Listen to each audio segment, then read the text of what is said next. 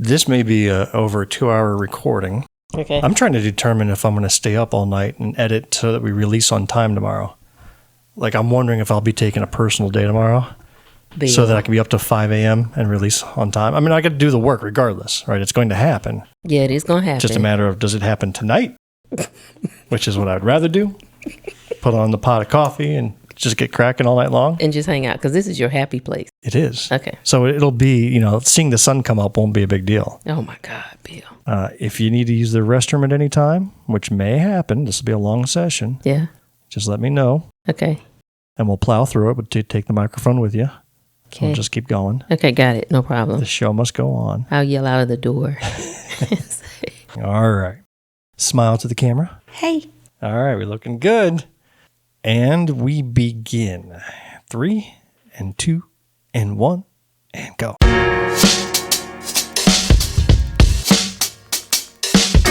Welcome to episode number 56 of Black, White, and Blue in the South, the podcast discussing Democratic politics with a Southern flair. I'm Bill Kimmler. I'm Jamil Brooks. And we're coming to you from Greenwood, South Carolina, a little red county in a very red state. My God. If you like what you hear and think others ought to be listening as well, then you need to hit pause right now and leave a rating for our show. Write a little review. Tell your friends about us. Interact with us on social media. Or better yet, send some thoughts and prayers to Minnesota State Republican lawmaker Justin Eichhorn, who authored a bill to make Trump derangement syndrome an officially listed mental illness. Did you hear about that law? I did not. This is in Minnesota. This is what the Republicans are doing. This is how they defined it. According to the Palm Beach Post, Bill SF 2589 in Minnesota describes the so-called Trump derangement syndrome as the acute onset of paranoia in otherwise normal persons that is in reaction to the policies and presidencies of President Donald J. Trump. Symptoms may include Trump-induced general hysteria, which produces an inability to distinguish between legitimate policy differences and signs of psychic pathology in President Donald J. Trump's behavior.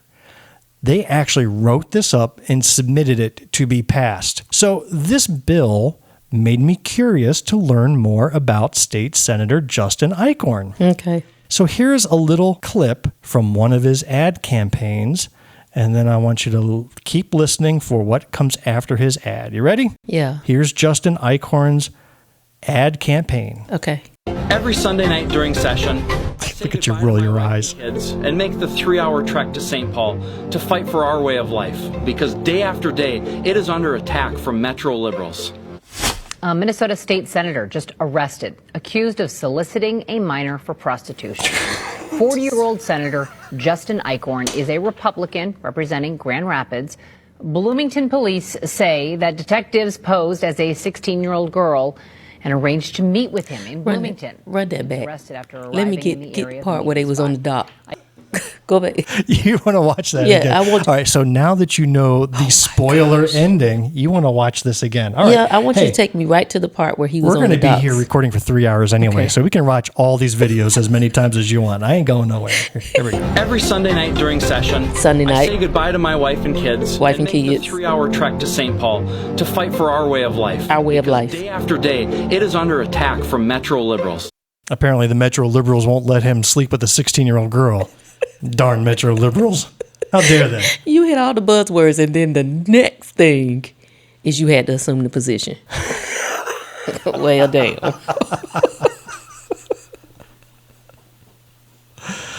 Boy,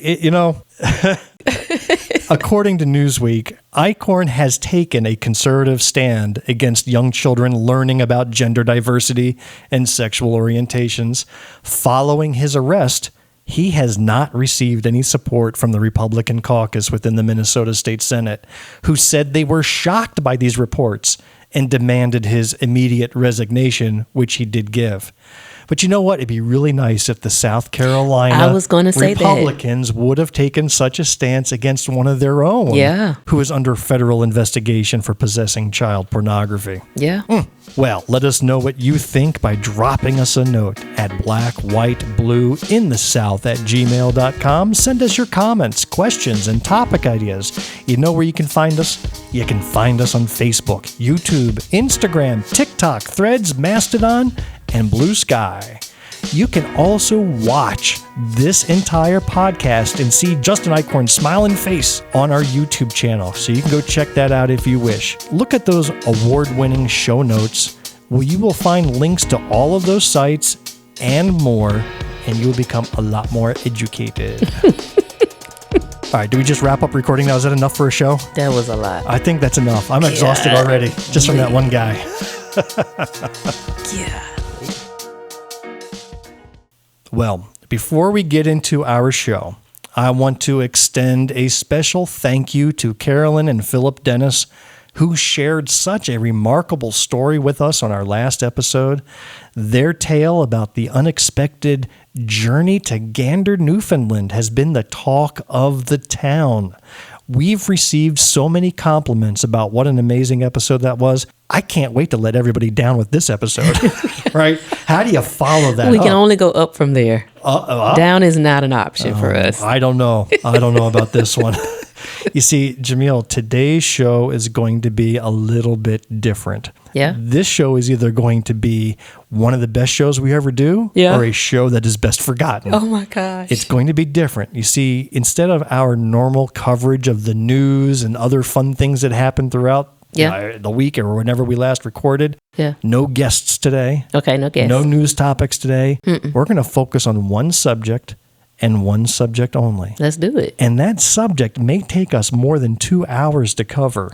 I kid you not. But it's going to be a test of endurance, both for us in recording and for the listener in listening. So put on that pot of coffee, get some brew going, do some Red Bull. Yeah. You're going to want to pay attention to every minute of this, because I can guarantee you one thing. From minute 1 to minute 1,000, it's going to be entertaining. Wow. I kid you not. So should this replace the Saturday morning cleaning songs, that playlist that you have? Maybe we should just make sure everybody plays this on Saturday morning, because they'll have about 2 hours to clean the house with us in their background playing. Well, I don't know how messy your house is. Doesn't take me no 2 hours to clean on a It doesn't Saturday. take 2 hours for you to give a real good clean? No. You're not cleaning anyway. What are you talking about? It's not even you. When my house gets dirty, I just put up for sale and buy a new house. I don't got time for cleaning. You kidding me? Well, anyhow, if you didn't already have South Carolina politics derangement syndrome, you are going to have it after this episode, because the one topic we're going to dive into is the 21-hour budget debate that occurred in the South Carolina State House 2 weeks ago. It took over the course of 3 days, and they debated their budget. And let me tell you, the drama was through the roof. Wow. There was backstabbing. There was bonding and breaking of bonds and forming alliances and breaking alliances and direct attacks and snarky attacks and eye gouging and hair pulling. Well, okay, maybe not those last two things. I got excited. But I tell you, there was more drama than you would find in any Real Housewives season. Wow. In these 3 days. And I kid you not, and I'm telling you, you will not be underwhelmed by what you hear coming up. And it only builds to the greatest climax, the greatest speech I've ever heard occurred at the end of this whole thing. So I took those 21 hours and I condensed it down to 19 hours. I was able to get rid of all the fat. Wait a minute. I hope you did less than that. No, I got it down. So either you're going to love this episode or you're going to want to skip it and come back to us in a couple weeks. And that's perfectly fine. But make sure you come back, because this is going to be some good stuff, I'm sure. Your South Carolina representatives at work. You don't get tired of that, do you? No, I don't. Wasn't that awesome? So this is a special episode about your South Carolina State House lawmakers, of which there are 124. Most of them were present for this budget. I think a few didn't attend due to other obligations or whatnot, and nearly all of them got to speak at some point during this budget debate. You would think budgets are boring. It's how many dollars to this, how many dollars to that, but no, this went wild. So many words, and I'm going to share them with you today. So buckle in. You're about to go on a roller coaster ride of political fighting like you've never experienced before. Yay. So let's get started, shall we? On the morning of Monday, March 10th, State House Speaker Murrell Smith, now he controls the show. He's got the gavel. Yeah. He gavels in and kicks things off, and you can tell right away it is not off to a good start right from the very first minute. Okay. Members, I have been advised, members listen up, I've been advised that we have had a number of amendments dropped on the desk just a few minutes ago, and members, we asked y'all to please, if you had amendments, to put them on the desk. So now we've got to in order for us to be able to proceed through the budget, we're going to have to let the desk go through this and assign the amendments to the appropriate section. So we can't close sections because we don't know whether we have amendments. So it's going to take about, how long, Clark? At least 30 minutes, Clark tells me. So guys, this is why we asked to do this. So the body will stand at ease until we can get through there. Mr. Mark Smith, for what purpose you rise? How many amendments were dropped, sir? How many amendments were just dropped, sir? I haven't. We're still trying to count, Mr. Smith, so we don't know yet. We'll let the body know when they get them assigned. And now they're standing at ease. A little sign comes up. They are at ease. By the way, they stood at ease for over an hour. Oh, wow. So right off the bat, they were delayed by an hour. Oh, my goodness. Now they're coming back. Members, we're in a position where we can... Well, let me ask you, anyone else got amendments right now? Because we just got a bunch more put up on the desk. So if you got amendments that you intend to offer, please let us know. But what we're going to do is get to the 1A right now, and then that allows us to start while they're working through the 1Bs. So if you does anyone have any 1A amendments? All right. So would you call that getting off to a good start, Jamil? That's trash. That's ridiculous. So my question, the moment he said, we ask y'all, I went, okay, so we're just not going to follow instructions. But are we intentionally not following instructions? Is that a strategy to drop them late? Question. The answer is yes. So where did all of these last-minute amendments come from? Well, I bet you didn't know this, Jamil. There are 3 political parties in the South Carolina State House. You know them? You're going to have the Democrats. You got the Democrats. Got the Republicans. You got the Republicans. And then I'm going to say you got MAGA because I've separated them. Well, I'll tell you, a lot of the Republicans are MAGA themselves. You think so? They are, but there is another group called the South Carolina House Freedom Caucus. Oh, they extra MAGA. They extra. They put the MAGA. I mean, they're really far out there. They're a group whose full membership is actually kept a secret. There's no website you can go to. They don't publicize it on their Facebook page. There is no list where you can go find who are the members of the Freedom Caucus. Some of them are very vocal about being Freedom Caucus members. That's almost Others are kind of secret. But they do meet. They do poll together. Then they worked on a whole bunch of amendments and dropped them last minute just as they were about to get to work. That's a little KKK-ish to me with all the secrecy. So there's about 13, 20 members, and they are a fringe group of Republicans who would throw themselves into a wood chipper for their Lord and Savior, Donald Trump. I kid you not. I'm going to tell you something else I thought about this particular version of the Republican Party. Yeah. I feel like whatever it is, whatever that objective is, as long as it is pro-Trump, if it is on that Titanic, if that is the Titanic, they are going out. They're that band that keeps strumming as the ship is sinking. Like, they not giving up on these things. No. And by the way, nobody, and I mean nobody, likes them. Gosh. They are reviled by the rest of the Republicans and, of course, by the Democrats. So next up is their leader, a guy named Representative Jordan Pace. He's from Berkeley County. Now, Jordan Pace is actually the least offensive of the bunch. He is a young, decent-looking guy. He's got a gentle manner of a Mormon who's going door to door trying to convert.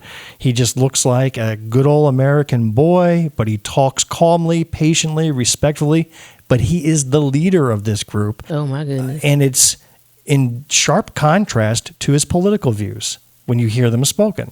But he speaks it in a very gentle, professional, courteous manner. So when they want to do a good cop, bad cop, he's the good cop. Okay. Right? And there are others we're going to hear from that plays the role of the bad cop. So here's Jordan Pace to explain the purpose of all the amendments that he and his group just dropped out of the blue.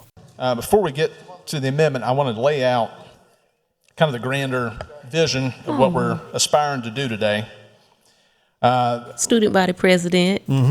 As we get into these amendments, and we have a few of them, the goal is to create what would be the largest tax cut in state history, to the tune of about 18%, dropping our state income tax rate from 6% to 5%. In totality, to do that, we need to cut about $1 billion. If we're going to cut taxes this boldly, obviously, we have to cut government just as boldly. Before we spend taxpayer dollars on projects and corporate handouts, growing bureaucracy, we have to make sure that we're getting the fundamentals right, and that is infrastructure, justice, education, courts, the first things first. So if we're going to deliver in those areas, then everything else is a distraction until we get those. He's first using things your right. word. It's a distraction. It's a distraction. So, to make this tax cut a reality, we have to make the government smaller, and obviously much smaller, about $1 billion smaller. So that means eliminating waste, shutting down unnecessary programs, and refusing to fund agencies and initiatives that that frankly don't serve the people the way that most of our voters want us to serve the people. So this is not just a trim, it is a fundamental reshaping of the way that we think about government. Just as President Trump has proved in Washington, we can cut the red tape and put the people first. When you do that, the economies thrive, businesses grow, and families prosper. My hope is that we'll look at this with clear eyes, again, without partisan, without caucus lenses, and just look at it, is it good policy? If it is, let's support it. If not, well, we can disagree. But with that, I will turn this over to my colleague to speak on the First Amendment. So he sounds very rational, right? Very calm. It's like, okay. Yeah, but whenever they say what our voters want, and then they followed up with a statement in there that talks about Trump and how he's taking care of the voters, I know that you're not talking about all your voters. No, they are leaving out quite a bit of the voters. So with that theme announced, the next 3 days and 20 hours were spent on those amendments, primarily from that Freedom Caucus who dropped them all last minute. Most of that time was spent on those amendments. They literally would have been done in 3 hours and got the budget and gone home if it wasn't for these Freedom Caucus amendments. So, who are the Freedom Caucus heels? Who are the bad guys? Because this is a story with good guys and bad guys and guys in between. Jordan Pace is the polite, gentle face. Who are the villains? Okay. First up is Representative Joe White from Newberry County. Okay. He's an older guy who comes across like actor Joe Pesci without the charm. Okay. All right, so if you don't know who he is, that's what he looks like. Okay. He's also the same guy who co-sponsored a bill calling for the death penalty of women who get abortions. The very first amendment, the very first proposed cut to the budget that was submitted, is about tuition mitigation. So we have, I think, 17 public universities and colleges throughout South Carolina. Okay. And we have helped those colleges, I'm talking about we the taxpayers, keep their tuition stable for the last X number of years. Yes. So it's called tuition mitigation, and the budget puts a significant sum of money to these colleges to keep their tuitions level for in-state South Carolina students. Hey, you come from out of state, we're going to rake you over the coals. Yeah. You're spending money. Yeah. But if you're in-state, we're going to try to keep your tuition. So here's Joe White talking about getting rid of that part of the budget with his amendment. Mr. White's recognized. Explain amendment. You have a question? Thank you, Mr. Speaker. I sat in my easy chair at home and watched a lot of what the Ways and Means Committee Sat in did his easy this year. chair. I only have two things that really did concern me as I watched various subcommittee hearings. And I'm going to talk about one of them on Amendment 1.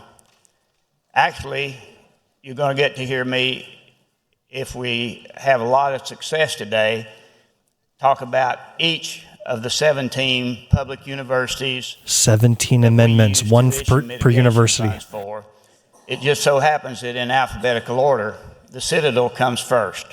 I'm here to ask the House budget be amended to eliminate the money in H 4025 designated for tuition mitigation.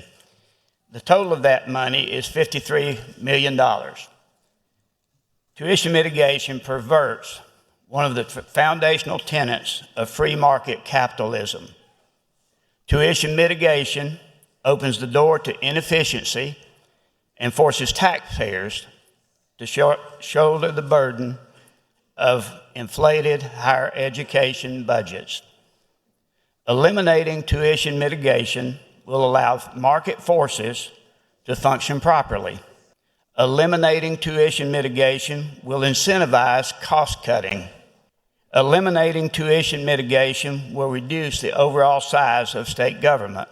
I think that we need to end that, and after we finish with the Citadel, I'll go to some of y'all's favorite university, Clemson, to talk about how much I want to mitigate from there. So thank you. Any questions?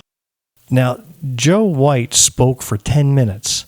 I cut it down just to those 2 minutes that you heard here. So just down to the essentials. But trust me, you didn't miss anything. He just rambles. And you can tell he's reading a prepared speech that was written by somebody else. And I'm guessing somebody at a national level. Because they're doing the same thing in all the red states throughout the country. And I'm betting he's just reading a prepared script that other representatives in other states are reading the exact same words. Well, first, who is it? Pace. Mm-hmm. Oh, yeah, you want to write these names down. He went in order. Don't forget these people. He went in order and he said infrastructure, justice, and education. Those are the things, those were the priorities. This confirms what I've been saying from the beginning. They care more about the property than they do the people. You have infrastructure and justice, and then you get to education. And when you get to education, clearly it's not really that much of priority because you just said you wanted to cut the opportunities for people to get in the door. But the pattern that we're going to see throughout this show is that one of the Freedom Caucus members will get up, read a crazy amendment to, hey, well, let's chop off $53 million here. Let's chop off something else there. And then they'll open up for questions. So anybody from the audience, any of the other representatives can then ask a question. And it's optional. They don't have to take questions. Yeah. But whoever's up at the well can take questions, and then they get into a conversation. Even if you don't take it, someone can ask you to take a question. Correct. Okay. So here's the first question from another Republican, not a Freedom Caucus member. His name is Representative Chris Wooten. So he has a question for Joe White. Okay. Wooten is recognized for a question. Mr. Wooten. Thank you, Mr. Speaker. Mr. White, I appreciate your work on this. I got a few questions just to kind of line this thing up. How long have y'all, you, whoever introduced this amendment, how long has this amendment been on the forefront? Or how long has this alternative budget been in the plan is my question. You know, I looked at the hearing that Representative Ballentine had a couple of weeks ago, and I talked to him several times about that hearing. There were several university presidents and people that came in front of the committee. Now notice, has he answered the question? There was only one They're good at it. that actually had a formula for how they wanted to, how much they needed per student. Only one. Out of 17 universities, only one actually had a formula. That was the president of Lander University. Okay, but the question was just for you, how long have you had this amendment? How long have I had this amendment? Yes, sir. I worked on it all last week. I finished it late this morning. I got up at 5 o'clock this morning. I finished my work on this amendment. I've got pages of the data that I have researched to come up with what I'm proposing today. So I actually submitted the amendment this morning. What's your background in accounting and dealing with $3 million of Citadel funding? How can you, where did you get your formulas? Where did I get my formula? Or your experience in how to draw this amendment up? Because I know that we have a staff that of people that work 365 days a year to work on this budget. So I'm just asking I want to qualify, with all due respect, Mr. White, I want to qualify what gives you the ability to know how to deal with $3 million of civil funds, and then what's going to end up being $14 million of discretionary funds at some point, I can imagine. My expertise is I'm a tax-paying citizen. I ran a business. I know how to look at budgets. I know how to look at dollars. I know how to eliminate dollars that are unnecessary.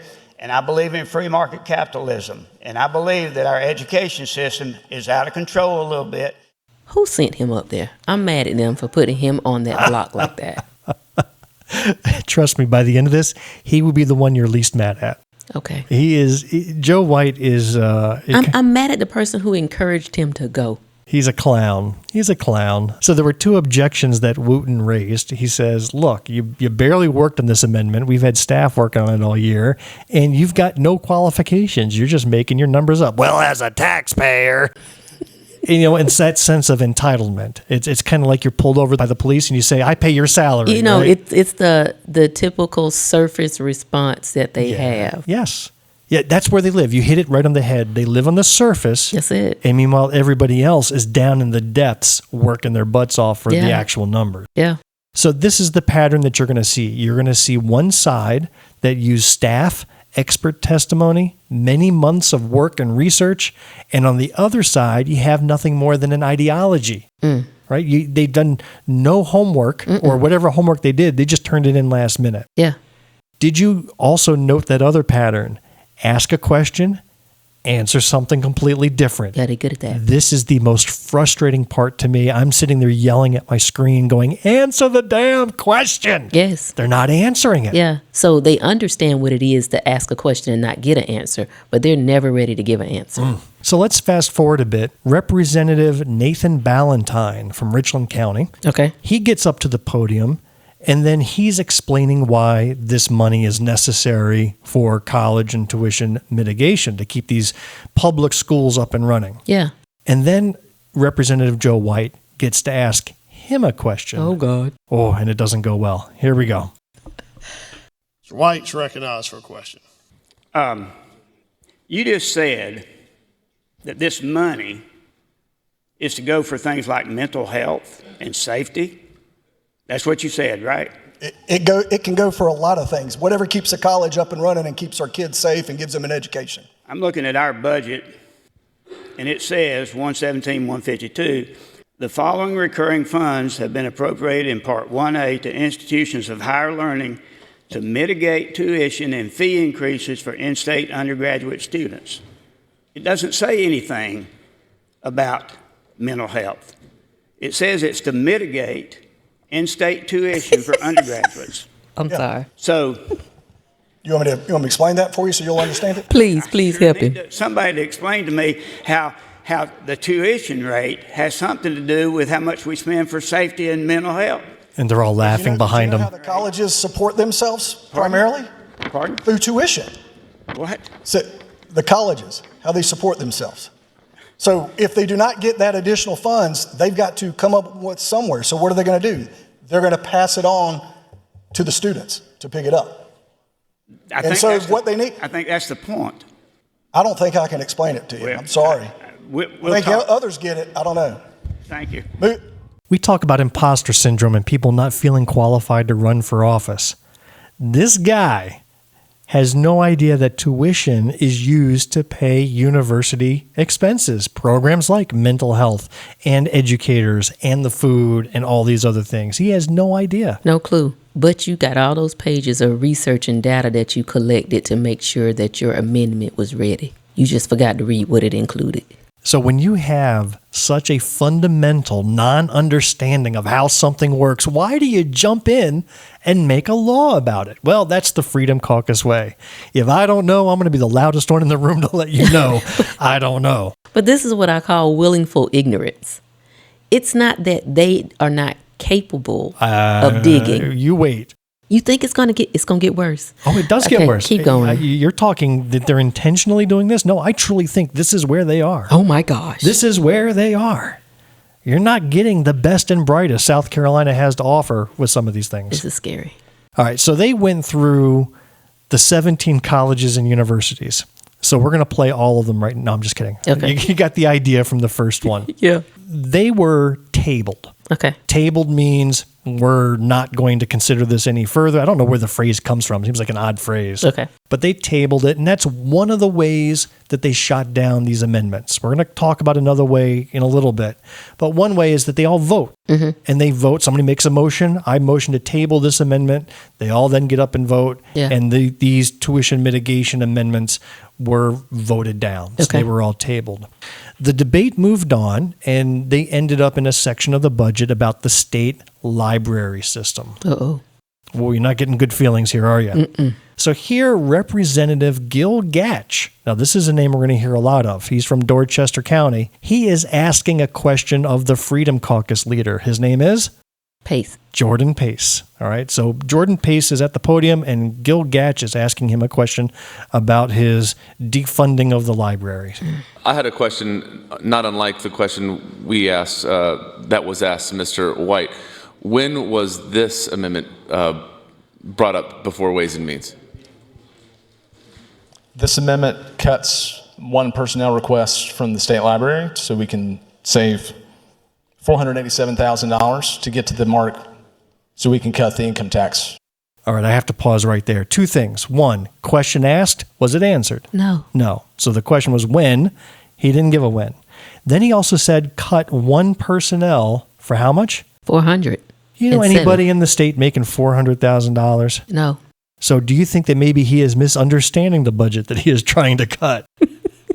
I'm going to go out on a limb and think maybe he's completely misrepresenting or maybe misunderstanding. he's creating that distraction that he spoke about earlier. Right. To 5%. Yeah, but my question is you mentioned before in your speech before you handed the mic over to Mr. White that you're trying to do the greatest tax cut in history. I believe that you said it's a fundamental reshaping of government. So is this the first time that anybody's had a chance to see it? The largest tax break in South Carolina history, a fundamental reshaping, is the first time we've gotten to see this today? Like you just threw all of this fundamental reshaping on the desk today? Or did you have a chance to go before Ways and Means to sort of coordinate with them how this would affect the budget? I'm not on Ways and Means, Mr. Gatch.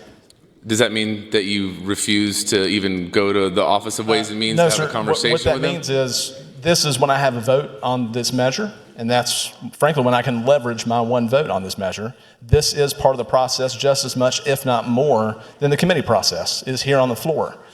Historically, this is where we debated these things, and this is the most transparent place to do it, where it's streamed, because as we heard during the rules discussion, not all committees are streamed to the public and recorded and archived to the public. This is. So that's why I want to cut this position to add to that stack to get us to that 5% rate, the 18% cut to our income tax. Well, speaking of the process, Mr. Pace, I mean, you can go to the Ways and Means chairman, did you know, or the Ways and Means staff to coordinate with them on. Now, this is where we actually needed to have a little marker. We need to record how many times they said, did you know? Did you know? Remember, Did you know? They have to ask everything in terms of Did the you know? question. So Did you know? everything is, did you know? Did you know? Did you know that Mr. Pace just confirmed that his strategy was to catch everybody off guard? He did not follow other procedures. He just brought all of those amendments and dropped them and said, I wanted to make sure that since this was recorded, that it will be heard. And the only thing that he keeps giving you is one-worders, one-liners that says, I want to cut this. And he led people to believe that one person, as you stated, made $400 and something thousand a year. It's strategic. How any cut, whether it be a single person or multiple things, because you guys have brought now many requests and cuts and changes to the body. Did you know that a part of the process isn't simply just throwing the most fundamental tax cut in state history on the desk minutes before we take it up? It's going to the Ways and Means chairman to discuss how that's going to affect the bigger picture. Did you know that? What we're discussing here is to cut almost $500,000 from the state library so we can get to that $1 billion mark to cut the income tax. So it sounds like the answer to my question is, in fact, no, you didn't coordinate with anybody. You just laid this on the desk, and you wanted to talk about it here so the cameras could be on you guys. But to actually coordinate with the people who are behind the scenes, the staff, which is the way every committee works, and the chairman, who is Mr. Bannister, you didn't do any of that. So that answers my question. My second question was... Well, I'll answer your question if you'll let me. If you'll let me. I'll answer your question if you'll let me.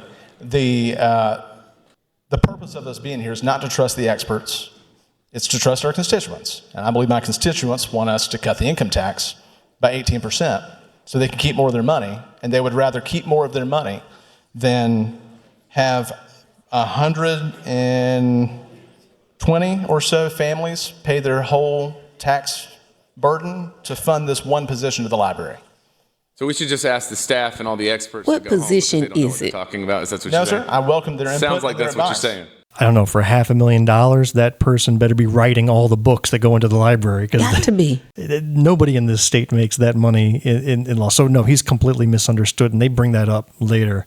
But a couple of things I took away from Jordan Pace's response. We're not here to trust the experts. You heard that. But we said that back in episodes like in the 30s. We were talking about how this particular body refuses to respect the experts on everything. And I think we had that discussion when we were talking about healthcare. Well, you can start to hear the snarkiness flow as Gil Gatch kept throwing Jordan Pace's words back at him. I like the it. fundamental reshaping of things. So here we are like an hour 2 or 3 of this debate, and they're getting really annoyed with the Freedom Caucus. And this is just day 1. So here's some more snarkiness as Representative Micah Caskey from Lexington starts to get into it with Jordan Pace. Thank you, Mr. Speaker. And I guess at the end of the day, Mr. Pace, what I'm trying to make sense of is, on one hand, you say that libraries ought not receive more dollars. On the other hand, you say you have no idea how the library operates. You don't know how many people use it. You don't know how many people work there. All you know is that the Charleston Library is great, and I don't dispute that with you. But you come before us and you say this $487,711 is for one position. And I would ask you, sir, since you wanted to debate this with the bold ideas you gave us in your soliloquy, tell me where in the budget it says that is one full-time equivalent. Come on. Because as I read the words on the page, it's not there.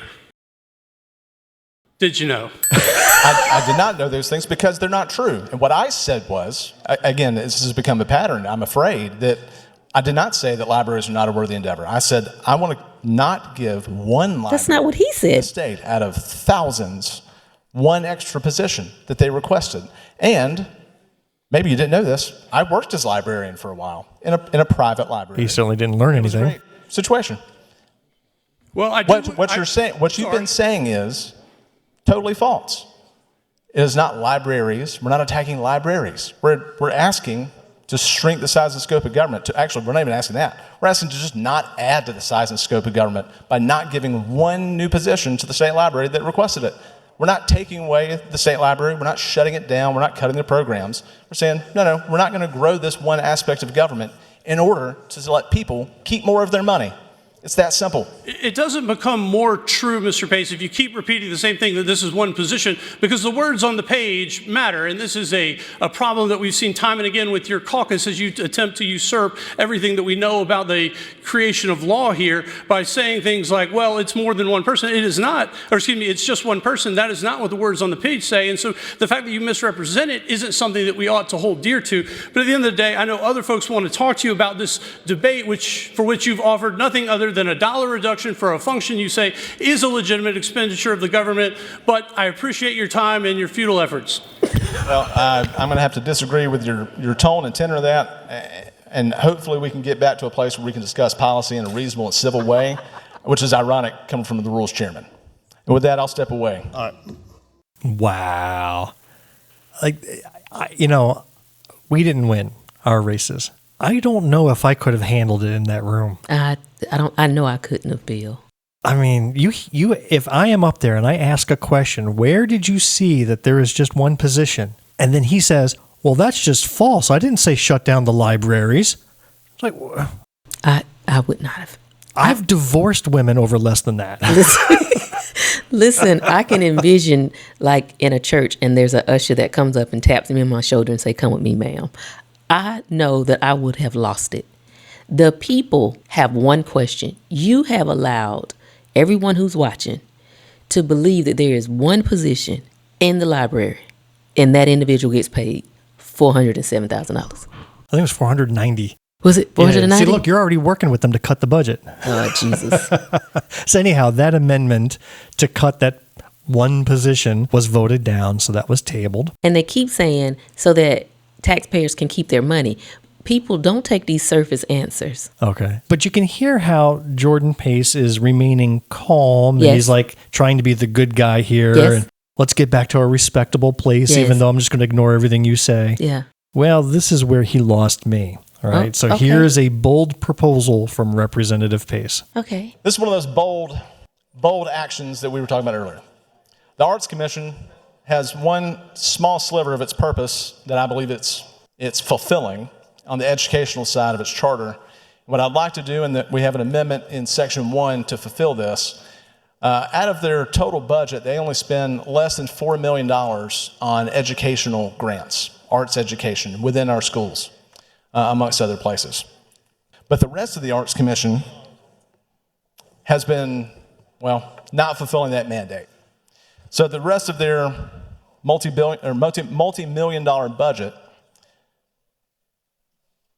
has been going to things like grants, tens of thousands of dollars in grants to things like the Upstate LGBTQ Chamber of Commerce, the Greenville Gay Men's Chorus, tens of thousands of dollars in grants for operating, just to exist. Institutions like Pure Theater in Charleston, and many others. The vast majority of these grant recipients, again, millions of dollars in grants, are going to organizations that are frankly antithetical to the voters that most of us, the supermajority of us, represent. Millions of dollars in grants. So what we're doing in this amendment is removing those and essentially defunding the entirety of the Arts Commission, which is not a core function of government. So, put it very simply, do we want to reduce the income tax, or do we want to continue to fund, through these grants, the Upstate LGBTQ Chamber of Commerce, the Greenville Gay Men's Chorus, things to thousands, tens of thousands of dollars to organizations that are frankly antithetical to the values of the people that most of us, the supermajority of us, represent? It seems like when they want to have support to reduce something, they will give you exact numbers. Like you said, it's 490 something, right? They gave you exact numbers. But when they want to kind of gloss over and give you that surface because they have no substance there, they'll say tens of thousands of dollars. But if you follow what the GOP has been doing, they have always tried to, for years, it has been a thing to eliminate that Arts Commission. They've been fighting for their dear life for a while. This is one of those things that's on the Titanic, and they're going down with it because they're going to keep working it. It's nothing like whipping out a little gay bashing to help make your cause, too. Let me just get it. They don't mention any of the other arts programs that are getting defunded, but they go right after LGBTQ and gay and experimental theater, and that's like... Because that's a trigger. Yes. It's a trigger. It's a trigger. Anyhow, Representative Gil Gatch, you remember him? Yay. He comes back and he theorizes, why is the Freedom Caucus pulling all these stunts? Okay. What is their ultimate goal? All right, let's So go. here's Gil Gatch.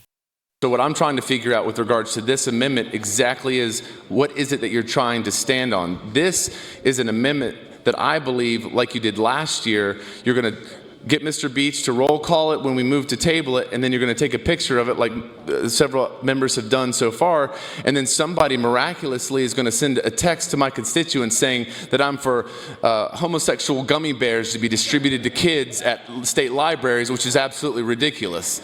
So that's not what I call the process, if you don't mind, and I don't believe that you standing upon the bedrock of what you say is the core function of government for this argument is legitimate, because we can see the way you voted in other areas on this budget. Ooh. So that's all that I have to say. Thank you so much for taking my question. Did you know? Did you know? Did you know? Did you have homosexual gummy bears on your bingo card for things said during a budget debate? No. No? No, that's what I probably should have opened with. I should have given you a list of 5 phrases, and you had to guess which ones were actually said and which ones weren't, and then check them off as we go. You know what? Let's redo the show. No, we're done.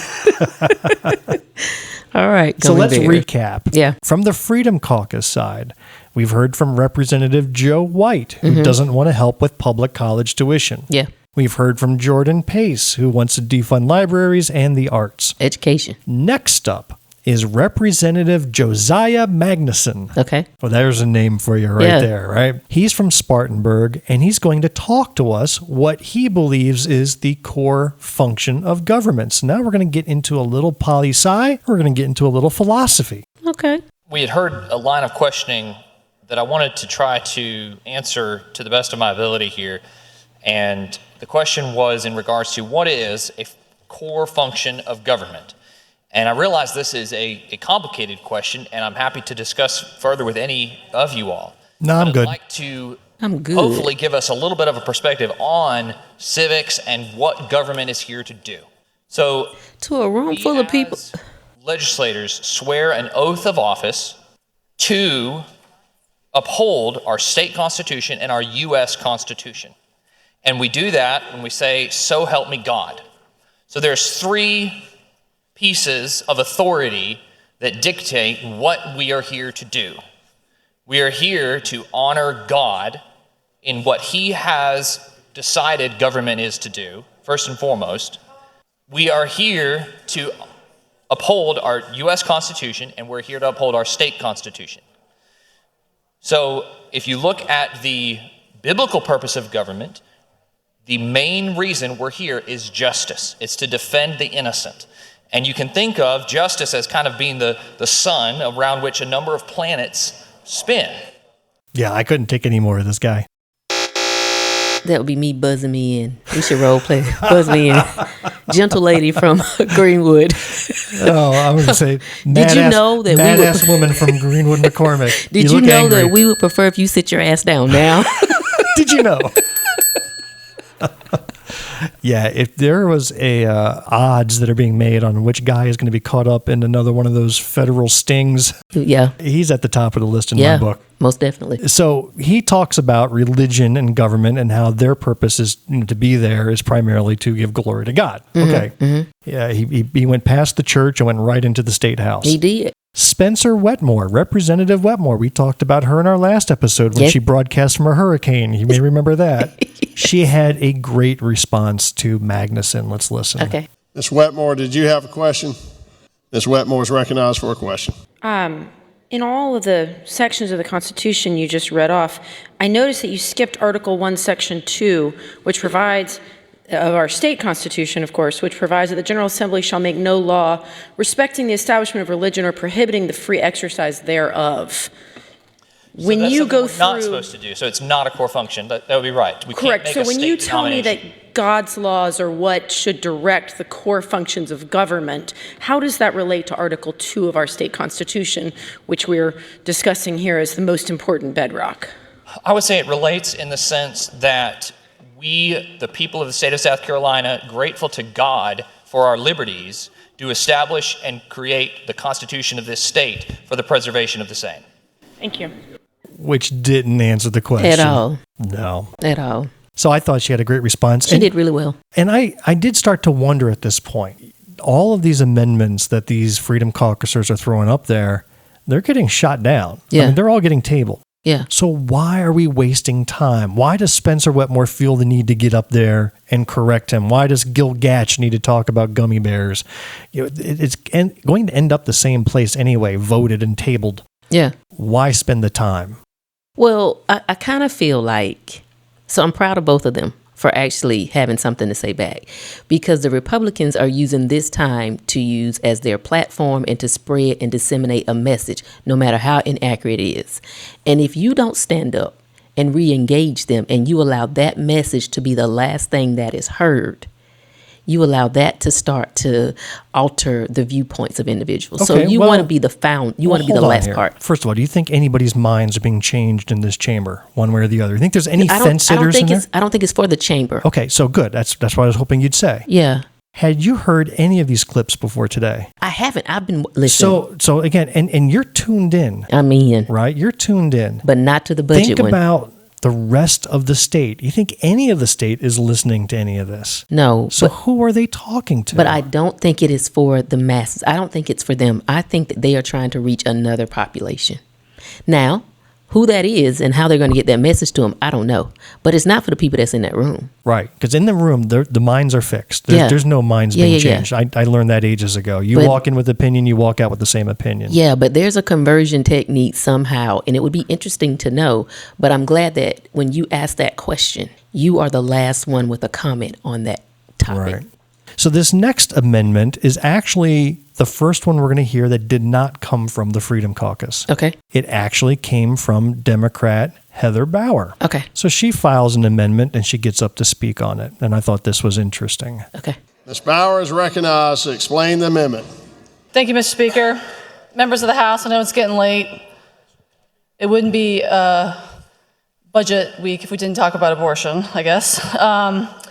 So today, this line item is to speak about the $2.4 million that go to crisis pregnancy centers, which are CPCs, organizations across the state that claim to support pregnant women. If you've not been to a Planned Parenthood or another women's center in this state and have not seen what happens, if we go back to the first picture real quick, sorry, happens in the parking lots, on the streets of these centers across the state, it is quite appalling. There's one just a few blocks away from outside of my district, and I go there because my chiropractor is right there. And I just happen to go in, and I see the volunteers trying to direct people into the center to get their medical care, and they are literally tricked into going into this RV that doesn't even say abortion on the outside, so you don't know why you're going in there. There's a sign at the bottom that says death with the arrow pointing to the medical center. So just from the get-go, we don't even know what's going on in the RVs.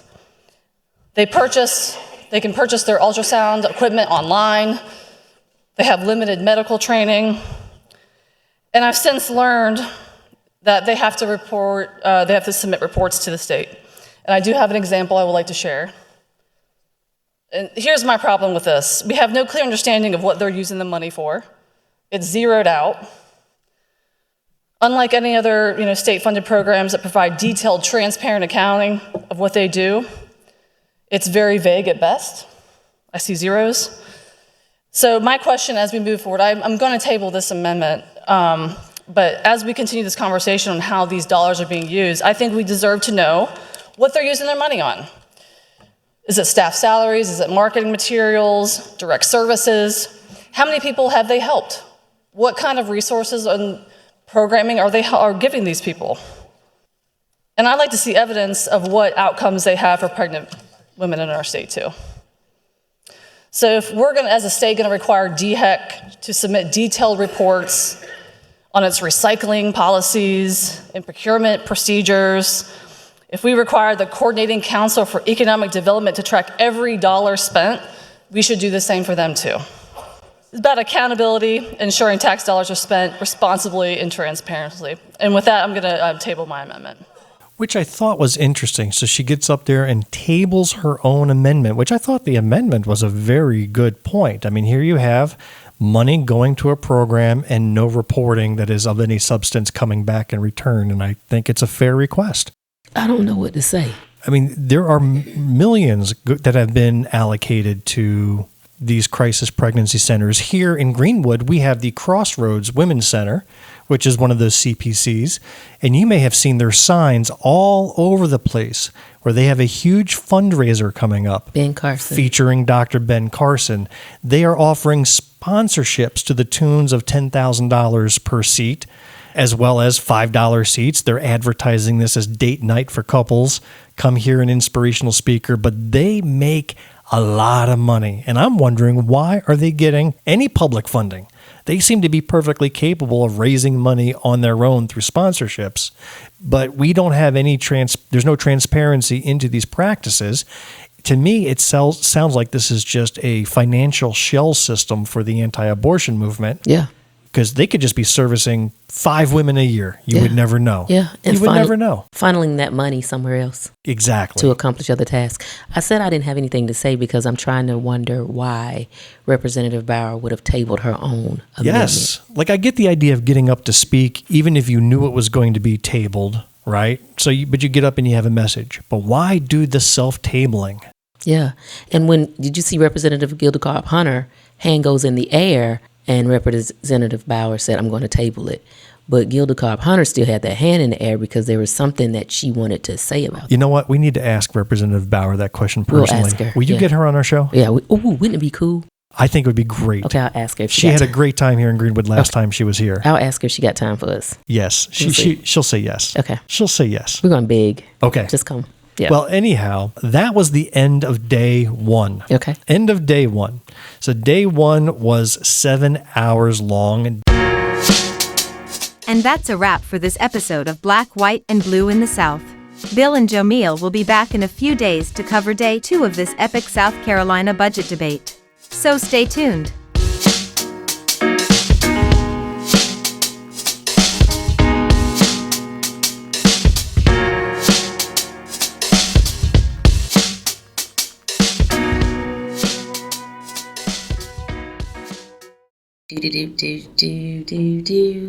The end. The preceding podcast is a product of Big Media, LLC, and is copyright 2025, all rights reserved.